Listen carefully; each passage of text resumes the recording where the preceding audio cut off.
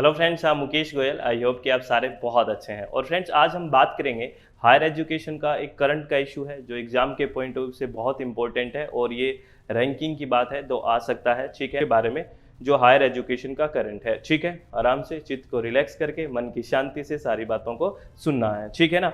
जो ये रैंकिंग है वो 2021 की academic ranking of world universities. अब ध्यान रखना है, हम एक जैसे एमएचआरडी में जो रैंकिंग आती है हम वो बात नहीं कर रहे, हम ये वर्ल्ड यूनिवर्सिटीज़ की जो रैंकिंग है उसमें बात कर रहे हैं कि वर्ल्ड में कैसे कौन टॉप पे है, ठीक है ना। इंडिया में जो है वो वर्ल्ड रैंकिंग के अकॉर्डिंग इंडिया में फर्स्ट कौन सी है, ठीक है ना। तो 2021 academic ranking of world universities, और इसकी आपको ARMU जो लिखा हुआ है ना फ्रेंड्स, इसकी आपको फुल फॉर्म भी पूछा जा सकती है कि क्या मतलब है। तो इसका मतलब है academic ranking of world universities, ठीक है ना। और इसके बारे में थोड़ा सा हिस्ट्री जान लेते हैं, ये कौन करता है, कब से स्टार्ट हुआ, किस पैरामीटर पे डिपेंड होता है। क्योंकि अब बात ध्यान से सुनो, ठीक है। जैसे ये रैंकिंग हो रही है तो कोई तो करता होगा, कभी से तो स्टार्ट हुई होगी। और रैंक देने के लिए किस किस पैरामीटर का ध्यान दिया जाता है, मतलब कुछ चीज़ ऐसी होगी ना कि उसको ध्यान में रखते हुए रैंक दी जाती है कि हाँ ये ठीक है, उसको रैंकिंग में कितने नंबर दिए जाएंगे। मेरी बात समझ रहे हो। तो रैंकिंग के वो पॉइंट कौन कौन से हैं, किस पैरामीटर पे दिया जाता है, वो भी देखेंगे। फिर हम बात करेंगे कि वर्ल्ड में कौन सी टॉप पे है, वर्ल्ड में कौन सी टॉप पे यूनिवर्सिटीज़ हैं। उसके बाद हम बात करेंगे कि ARMU के रैंकिंग के तहत हमारे देश में जो इंडिया में कौन सी उनके अकॉर्डिंग फर्स्ट रैंक पे है, ठीक है ना। वर्ल्ड में फर्स्ट रैंक नहीं, हमारे देश में कौन सी फर्स्ट रैंक पे है उसके बारे में हम बात करेंगे, ठीक है ना। तो अगर हम बात करें ARMU के बारे में, academic ranking of world universities, तो ये सबसे पहले पब्लिश हुई जून 2003 में। तो ये बात याद रखनी है, कब हुई, पब्लिश हुई जून 2003 में, ठीक है ना।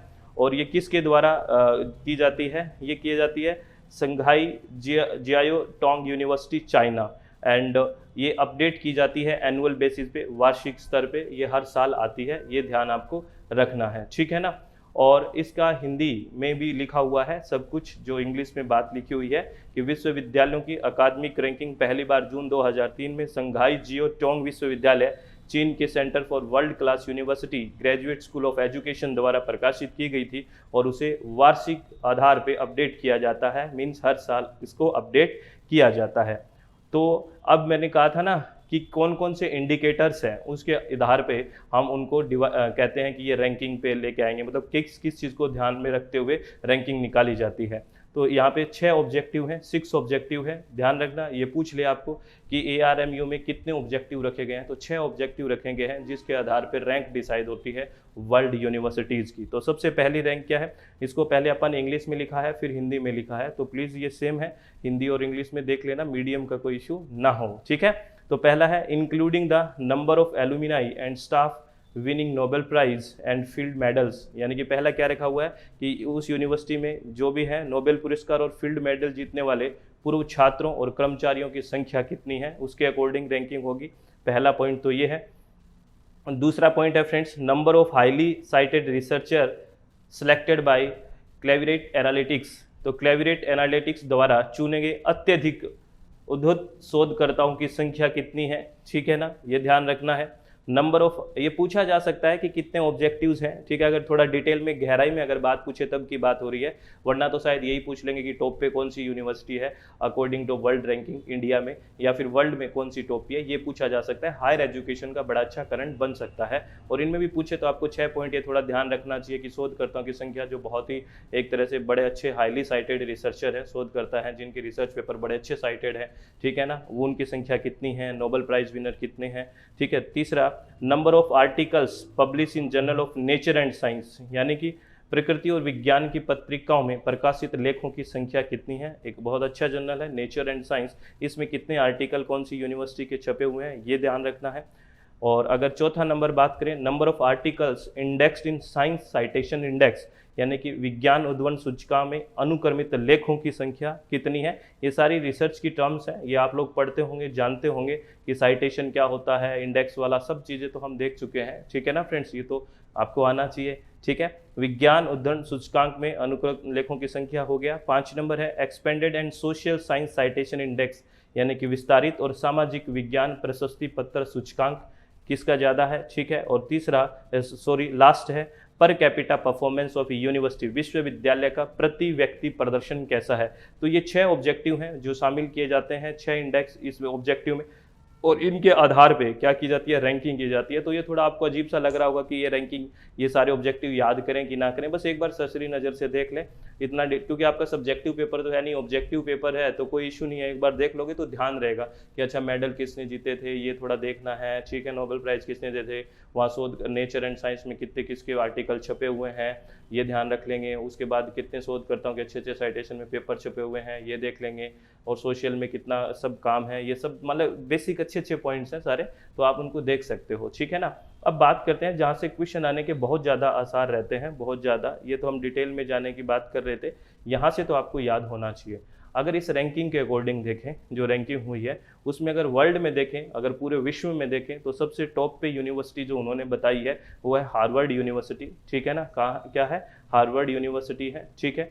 दूसरी है, दूसरे नंबर पे पूरे वर्ल्ड में है स्टैनफोर्ड यूनिवर्सिटी, ठीक है। कौन सी है, स्टैनफोर्ड यूनिवर्सिटी है। और तीसरे नंबर पे जो यूनिवर्सिटी है वो यूनिवर्सिटी ऑफ कैम्ब्रिज है, ठीक है ना। अब आपको एक बात नोट लिखे, मैंने नीचे लिख दी है, ठीक है। वो क्या है कि इस वर्ल्ड यूनिवर्सिटी की जो रैंकिंग आई है इसमें टॉप 10 जो है उसमें से 8 यूनिवर्सिटी तो है यूएस से, ठीक है ना, यूनाइटेड स्टेट ऑफ अमेरिका से, और 2 यूनिवर्सिटी है यूके से, यानी कि यूनाइटेड किंगडम से। तो याद रखना इस टॉप 10 में 8 तो यूएस की है और 2 यूके की है, ठीक है ना। टॉप 10 जो वर्ल्ड रैंकिंग आई है उसमें से। अगर अब क्या करने जा रहे हैं हम, नेक्स्ट हम ये करने जा रहे हैं फ्रेंड्स कि जो इनकी रैंकिंग के अकॉर्डिंग भारत में कौन सी फर्स्ट रैंक पे है, भारत के अंदर, वर्ल्ड में नहीं, भारत में कौन सी फर्स्ट रैंक पे है इनके अकॉर्डिंग, ठीक है ना। तो इनके अकॉर्डिंग अगर बात करें तो इंडिया के अंदर Indian institute of science IISc जो बेंगलोर है, ठीक है ना, ये फर्स्ट रैंक पे है इनके अकॉर्डिंग। ध्यान रखना ये आपसे पूछा जा सकता है कि जो वर्ल्ड रैंकिंग हुई है उसमें भारत में उनके अकॉर्डिंग पहली कौन सी है, तो IISc बेंगलोर है। दूसरे नंबर पे है यूनिवर्सिटी ऑफ कलकत्ता, ठीक है, ध्यान रखना, ठीक है। उसके बाद तीसरी नंबर पे है बनारस हिंदू यूनिवर्सिटी BHU, ठीक है। चौथे नंबर पे है Indian institute of technology Delhi, ठीक है। 5वें नंबर पे है Indian institute of technology Kharagpur, ठीक है ना, ध्यान रखना है, ये पक्का ध्यान रखना है। 6ठे नंबर पे है Indian institute of technology Madras, ठीक है। 7वें नंबर पे है JNU जवाहरलाल नेहरू यूनिवर्सिटी। इस रैंकिंग के अकॉर्डिंग बता रहे हैं, मिक्स मत कर देना सारी रैंकिंग को, प्लीज़ ध्यान रखना, ठीक है ना। यूनिवर्सिटी ऑफ दिल्ली 8वें नंबर पे। 9वें नंबर पे all India institute of medical science जो एम्स की बात है, और 10 नंबर पे है वेल्लोर इंस्टीट्यूट ऑफ टेक्नोलॉजी, ठीक है ना।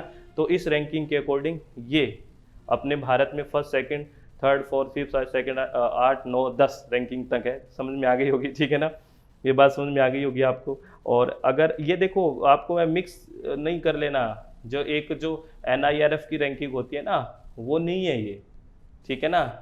जो national institute of ranking framework MHRD द्वारा जारी होता है, जो अब एजुकेशन मिनिस्ट्री हो गया, शिक्षा मंत्रालय हो गया, उससे जारी होता है, वो नहीं है ये, ठीक है ना। मिक्स मत कर देना, समझ रहे हो ना मेरी बात। ये कौन सी है, ये जो वर्ल्ड रैंकिंग निकली है पूरे वर्ल्ड में, ठीक है, वो तो इंडिया में ही देखते हैं कि इंडिया में कौन सी फर्स्ट पोजीशन पे है, वो MHRD यानी कि शिक्षा मंत्रालय अपना वो उसका करता है रैंकिंग, NIRF जिसको बोलते हैं ना, वो होता है, ठीक है ना। लेकिन ये क्या है, वर्ल्ड लेवल पे जो की गई है, और किसके द्वारा की गई है, संघाई में चाइना के द्वारा जो इसकी यूनिवर्सिटी है उसके द्वारा की गई है, ठीक है ना। देखो, चीन के centre for world class universities graduate school of education द्वारा प्रकाशित की गई थी, और इसे अपडेट किया गया था, ठीक है, और है वार्षिक आधार पे होता है, हर साल होता है ये। इसके द्वारा जो रैंकिंग की गई है उसके अकॉर्डिंग मैंने बताया है कि कौन वर्ल्ड में फर्स्ट पोजीशन पे है, और इस रैंकिंग के अकॉर्ड भारत में first, second, third, fourth, fifth, 6, 7, 8, 9, 10 पे कौन है, ये ध्यान आपको रखना है। तो ये सारी बातें थी जो आपको ध्यान रखनी थी, ठीक है ना। और ये बहुत इंपॉर्टेंट हो सकता है, और यहाँ से क्वेश्चन बहुत आसानी से आ सकता है और बहुत ईजी रहेगा, तो इसमें बिल्कुल आसानी से हम कर सकते हैं फ्रेंड्स, ठीक है ना। लेकिन चित्त रिलैक्स रहना चाहिए, मन शांत रहना चाहिए, इस बात को ध्यान रखना। और इसमें ऊपर भी आ सकते हैं ना क्वेश्चन, मैंने कहा कि इसकी फुल फॉर्म भी आपसे पूछी जा सकती है, कब पब्लिश हुआ ये भी पूछी जा सकती है, और कौन जारी करता है, संघाई जियोटोंग यूनिवर्सिटी चाइना, ये भी आपसे पूछा जा सकता है। तो प्लीज़ इस सारी बातों को ध्यान रखें, बिल्कुल चित्त को रिलैक्स रखें, मन को शांत रखें, और किसी भी तरह के जीवन में कोई भी टेंशन ना लें। आप लोगों से मैं रिक्वेस्ट करता हूँ, सब बहुत अच्छा है, बहुत शानदार है, जीवन बहुत बढ़िया है। हमने जो टेंशन ले रखी है उसको छोड़ने की कोशिश करें, और जितना हो सके उतना अच्छे काम करें, और सब बहुत बेहतर होगा। किसी भी तरह की टेंशन जीवन में ना लें। All the very best. Thank you. Thanks a lot friends.